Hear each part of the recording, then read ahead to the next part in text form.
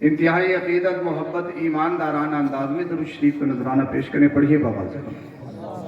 اللہم صلی علی سیدنا و مولانا محمد مبارک وسلم. صلو علیہ صلاۃ و سلام علیک یا رسول اللہ صلی اللہ علیہ وسلم.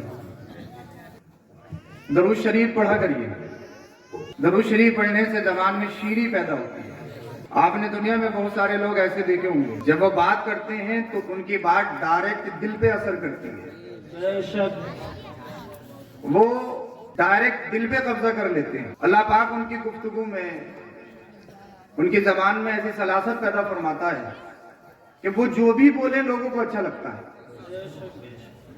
باقی تو آپ نے دنیا میں دیکھا ہوگا بہت بہت پڑھے لکھے بڑے بڑے اچھے ادیب کوئی جانتا نہیں، مگر اللہ کے کچھ ایسے بندے ہوتے ہیں چنندہ کہ وہ کچھ بھی بولیں لوگوں کے دلوں پہ اثر کرتا ہے. تو دلوں پہ اثر کرنے کا نسخہ کہ آپ جو بھی بات کریں سامنے والا سنے اور مانے، مگر شریعت کے عین مطابق ہو، دائرے میں. وہی وظیفہ میں آپ کو بتا دوں. شہد سے زیادہ میٹھی کوئی چیز ہوتی ہے؟ شہد سب سے زیادہ میٹھا ہوتا ہے. اور شہد کیا ہوتا ہے؟ یہ مکھی کا تھوک، لعاب ہوتا ہے. مکھی صاحب کڑوا بکسا کتنے طرح کا چوسے کھائے اور اس کا جو تھوک ہے وہ میٹھا، اس کا لعاب میٹھا نکلتا ہے. تو آپ نے سنا ہوگا وجہ یہ ہے، اس میں مکھی کا کمال نہیں بلکہ مکھی آپ کے اور میرے نبی پر درود شریف پڑھتی ہے. سبحان اللہ. یعنی مکھی درود شریف پڑھتی ہے.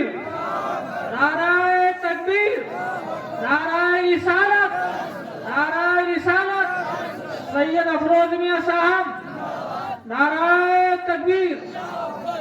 یعنی مکھی درود شریف پڑھے تو کمال یہ پیدا ہو جائے کہ اس کا جو تھوک نکلے، لعاب نکلے، وہ اتنا میٹھا کہ اس کی طرح کوئی میٹھا نہیں. شہد مٹھاس میں سب سے آگے. انسان تو اشرف المخلوقات ہے اور تو اپنے مقدر پر ناز کر. اللہ پاک نے تجھے اس امت میں پیدا فرمایا اور امت میں بھی تو امت اجابت ہے. جہاں تجھے دعوت ملی تو نے دعوت کو قبول کیا، کلمہ پڑھا، مسلمان ہوا. تو یہ اللہ کا کرم ہے، کرم ہے، کرم ہے. اگر اسی زبان سے تو درود شریف پڑھے گا، گالی نہیں دینی، گالی گلوچ نہیں کرنا، سب و شتم نہیں کرنا، اس زبان کو ناجائز طریقے سے نہیں چلانا، اس زبان سے غریبوں پر اپنی طاقت کا لوہا نہیں منوانا.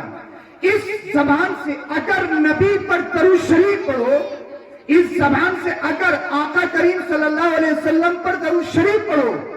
علماء فرماتے ہیں جو مصطفیٰ کریم صلی اللہ علیہ وسلم پر کثرت سے درود شریف پڑھتا ہے، اور کثرت کہتے ہیں تقریباً 311، علماء نے اس کی حد بیان فرمائی ہے.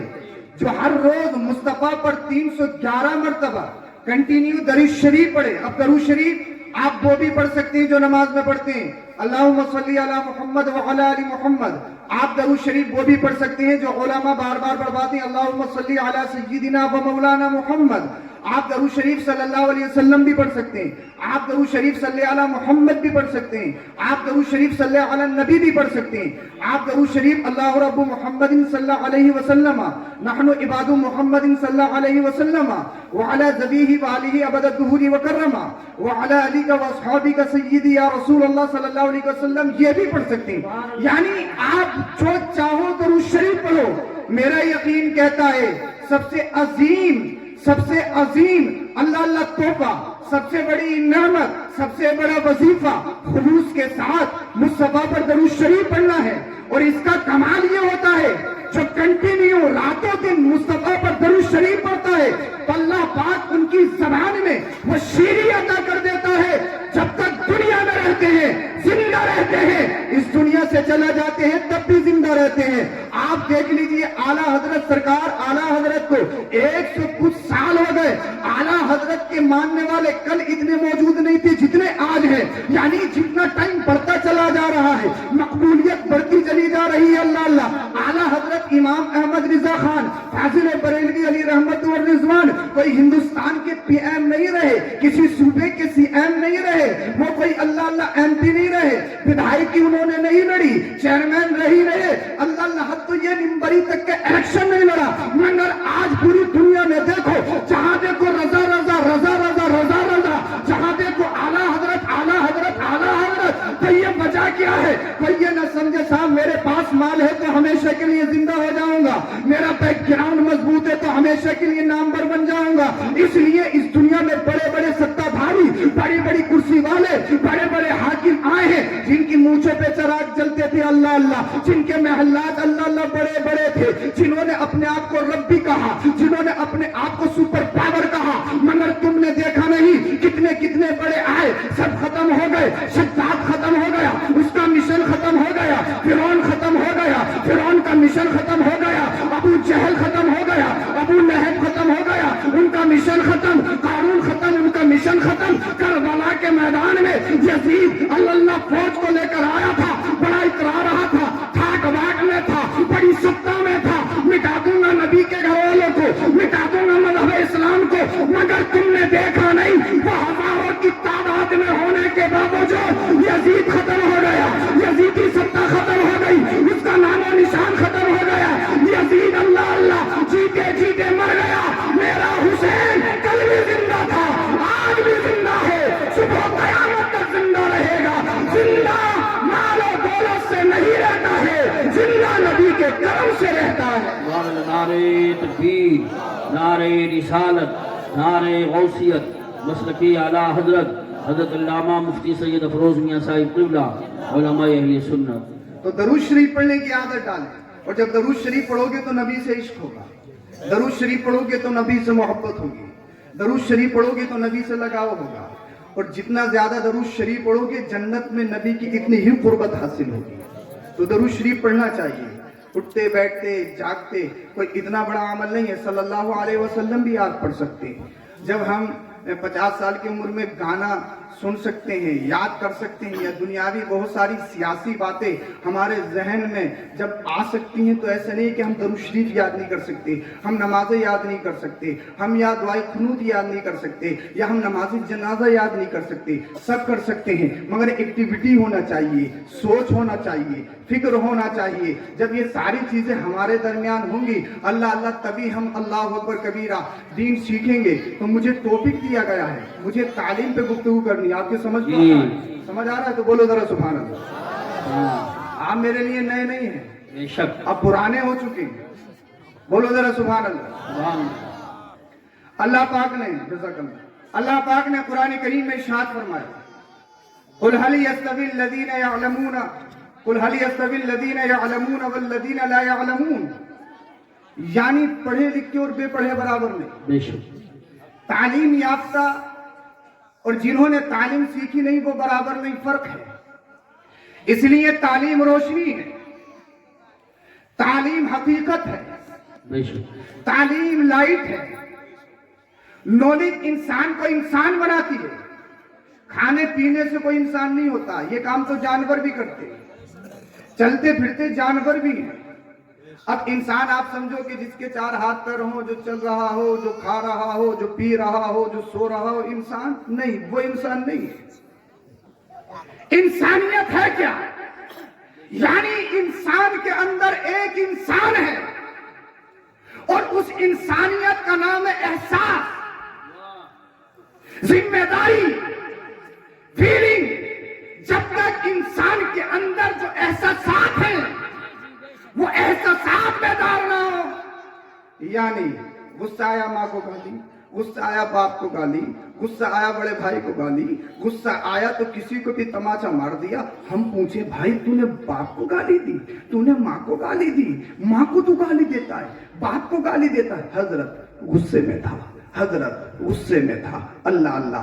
یعنی بہت کچھ پڑھنے لکھنے کے بعد, میں نے پہلے بتایا آپ کو, پڑھے لکھے بے پڑھے برابر نہیں, اور قرآن کی سب سے پہلی آیت جو مصطفیٰ پر وحی کے طور پر نازل ہوئی کہا گیا اقرا، پڑھیے پڑھیے پڑھیے، اقرا پڑھیے پڑھیے پڑھیے۔ نماز کا حکم نہیں، عبادت کا حکم نہیں، سجدے کا حکم نہیں، رکوع کا حکم نہیں، قرآن کی تلاوت کا حکم نہیں، جزاک اللہ، اللہ روزے کا حکم نہیں، زکوٰۃ کا حکم نہیں، سب سے پہلے کیا کہا؟ اقرا، پڑھیے پڑھیے پڑھیے پڑھیے۔ اور یہ اعلان ہے امت کے لیے، یعنی قرآن کی سب سے پہلی وحی جو ہماری عظیم کتاب ہے، جو ہماری عظیم کتاب ہے، وہ کتاب کہہ رہی اقرا، قرآن کی سب سے پہلی آیت ہمیں جھنجھوڑ رہی اقرا، پڑھیے پڑھیے پڑھیے۔ اور مصطفیٰ کریم صلی اللہ علیہ وسلم نے خود حدیث پاک میں ارشاد فرمایا اطلبوا العلم من المہدی الی اللحد، پیدا ہونے سے مرنے تک علم دین حاصل کرو۔ میں اس کے بارے میں بھی آپ کو بتاؤں گا، پیدا ہونے سے مرنے تک علم دین حاصل کرو۔ قرآن کہہ رہا ہے پڑھیے پڑھیے پڑھیے، نماز سے پہلے، روزہ سے پہلے، حج سے پہلے، زکوٰۃ سے پہلے، سجدہ سے پہلے، ہر ایک چیز سے پہلے پڑھنا پڑھنا پڑھنا پڑھنا۔ اللہ اللہ کیوں؟ علامہ امام غزالی منہاج العابدین میں ارشاد فرماتے ہیں عبادت سے پہلے تعلیم ہے۔ میں نے کہا کیوں؟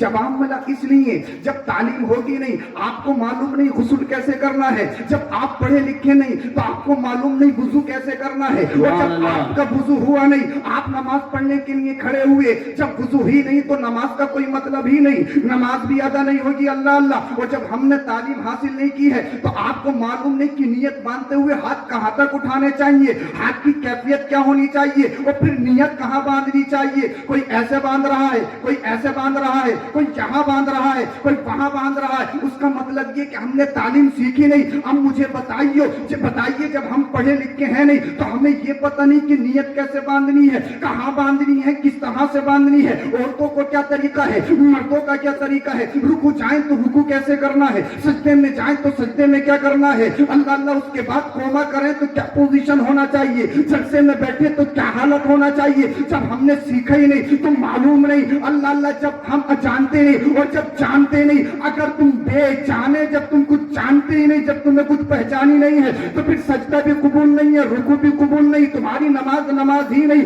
علامہ امام غزالی فرماتے ہیں اس لیے تعلیم عبادت سے پہلے ہے، روزے سے پہلے، حج سے پہلے، زکوٰۃ سے پہلے، ہر عبادت سے پہلے تعلیم ہے۔ پوچھا گیا کیوں؟ تو کہا گیا اس لیے عبادت سے پہلے تعلیم ہے۔ عبادت رب کی جاتی ہے، عبادت اللہ کی جاتی ہے، اور جب تک تمہیں اللہ کی معرفت حاصل نہ ہو، اللہ کی پہچان حاصل نہ ہو، اللہ اللہ، جب تعلیم نہیں ہوتی ہے تو کوئی چاند کو پوچھتا ہے، جب تک تعلیم نہیں ہوتی ہے تو کوئی سورج کو پوچھتا ہے، جب تعلیم نہیں ہوتی ہے تو کوئی دریا کی عبادت کرتا ہے، کوئی پیڑوں کی عبادت کرتا ہے، کوئی کہیں جاتا ہے، اس پیشانی کو کہیں بھی جھکا دیتا ہے، اللہ اللہ۔ علامہ امام غزالی نے فرمایا تعلیم عبادت سے پہلے ہے، اس لیے تعلیم سے اللہ کی معرفت حاصل ہوتی ہے، اور جب معرفت حاصل ہو جاتی ہے پھر عبادت میں مزہ آ جاتا ہے۔ اور پھر عبادت میں ایسے مزہ آتا ہے جب انسان نماز پڑھنے کے لیے کھڑا ہوا، پڑھا الحمدللہ رب العالمین، تمام تعریف اللہ کے لیے جو رب کو ساری کائنات کو پالنے والا ہے،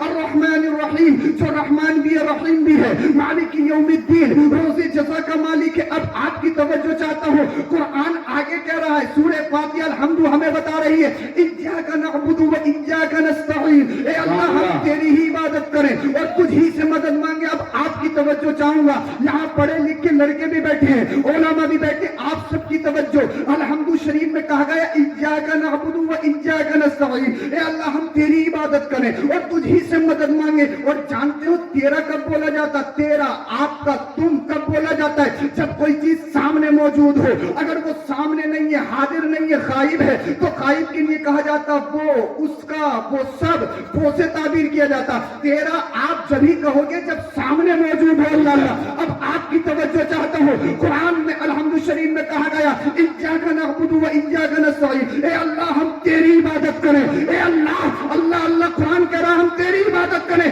تو مجھے بتائیے کیا اللہ سامنے موجود ہے؟ کیا اللہ کو آپ دیکھ رہے ہو؟ پھر تیرا کیوں کہہ رہے ہو؟ تو جواب ملا ہاں بات یہی ہے، جب تو نماز پڑھنے کے لیے کھڑا ہو جائے تو پھر تیری پوزیشن حالت یہ ہونا چاہیے، تو نے پڑھا الحمدللہ رب العالمین، اللہ کی تعریف کی، پھر اللہ کی صفات اور خوبیاں بیان کی، الرحمن الرحیم مالک یوم الدین، اللہ اس کے بعد میں انسان اپنے لیے مانگ رہا ہے تو ہمیں طریقہ بھی بتایا گیا، اگر کسی سے مانگنا ہے تو ڈائریکٹ نہیں مانگنا ہے، پہلے اس کا منصب گنانا ہے، پہلے اس کی تعریف بیان کرنی ہے، پہلے اس کی شان بیان کرنی ہے، پھر مانگنا ہے۔ قرآن کہہ رہا ہے اے اللہ ہم تیری عبادت کریں، اے اللہ تو ہمارے سامنے موجود ہے کیا؟ اللہ تو جواب ملا، ہاں مطلب یہی ہے جب تم نماز پڑھو تو تیری نماز پڑھنے کا حالت یہ ہو، یہ نہیں صاحب نماز پڑھنا ہے ظہر کی پتہ لگا چرئی بھی لانی ہے، برسنگ بھی کاٹنا ہے، کس کو کتنا دینا ہے، کتنا حساب لگانا ہے، میری تناتی گم ہو گئی، میرا فلاں ہتھیار گم ہو گیا، مجھے یہ کرنا ہے، مجھے وہ کرنا ہے۔ اور بہت سارے لوگوں نے تو بتایا حضرت جب ہم کوئی چیز بھول جاتے ہیں نماز میں جاتے ہیں تو ایک دم یاد آ جاتی ہے،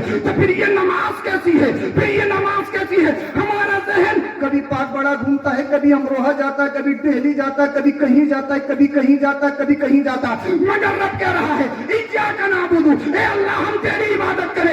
اس کا مطلب یہی ہے جب تو نماز میں آ جائے، اللہ کی بارگاہ میں آ جائے، پھر تیرے ذہن میں دنیا نہیں ہو، مال نہیں ہو، زر نہیں ہو، تیرے دنیا میں سیاسی معاملات نہیں ہو، تیرے دماغ میں تیرے گاؤں کے سیاسی معاملات نہیں ہو، تیرے دماغ میں تیرے کھیتی نہیں ہو، کھلیان نہیں ہو، بچے نہیں ہو، تیرے دماغ میں کچھ نہیں ہونا چاہیے، بلکہ حالت یہ ہونا چاہیے نماز ایسے پڑھو جیسے کہ اللہ کے جلووں میں مستغرق ہو، اللہ کے جلووں کا دیدار کر رہے ہو۔ اگر ایسے بھی نہ پڑھو تو حالت یہ ہونا چاہیے رب ہمیں دیکھ رہا ہے۔ نعرہ تکبیر، نعرہ رسالت،